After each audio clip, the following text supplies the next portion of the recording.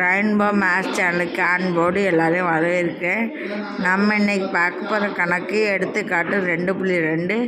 பின்வரும் ஒவ்வொன்றிலும் ஏவை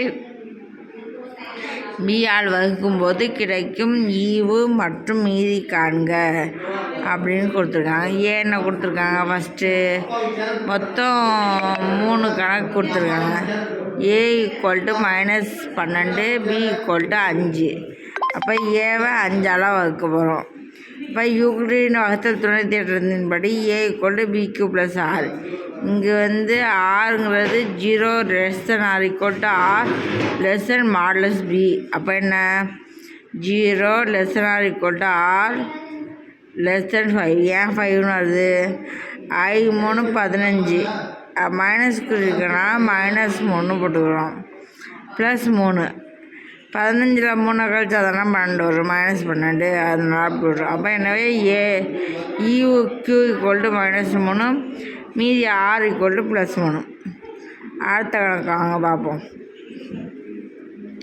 A = 17, B = -3.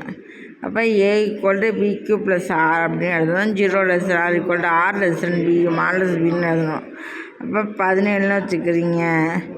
B என்ன? -3. இப்போ மைனஸோட மைனஸ் பெருக்கலாம் தானே ப்ளஸ் வரும். அதனால் -5 I3 15 +15 வந்துடும். அதோட 2 கூட்டினா 17. அதனால் 0 r R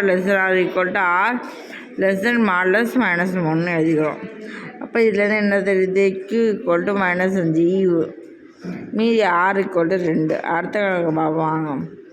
A = -19, B = -4. அதை யூக்ளிடின் வகுத்தல் துணை தேற்றத்தின்படி A = BQ + R அப்படி எழுதிக்கிறோம். 0 r R (b). -19 = -4b ×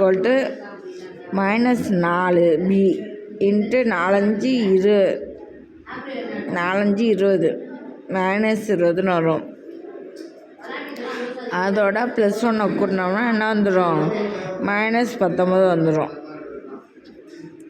0 r R (4). எனவே EQ = 5, மீதி R = 7. அவ்வளோதான். 1 R = 1. Thank you friends. Rainbow maths சேனலை சப்ஸ்கிரைப் பண்ணி வச்சுக்கோங்க. பெல்லைக்கான் டச் பண்ணி ஆன் போட்டு வச்சுக்கோங்க. கமெண்டில் குட்னு போடுங்க, லைக் பண்ணி தட்டி விடுங்க. உங்களுக்கு தெரிஞ்ச ஃப்ரெண்ட்ஸ் எல்லாருக்கும் ஷேர் பண்ணி விடுங்க. Thank you friends.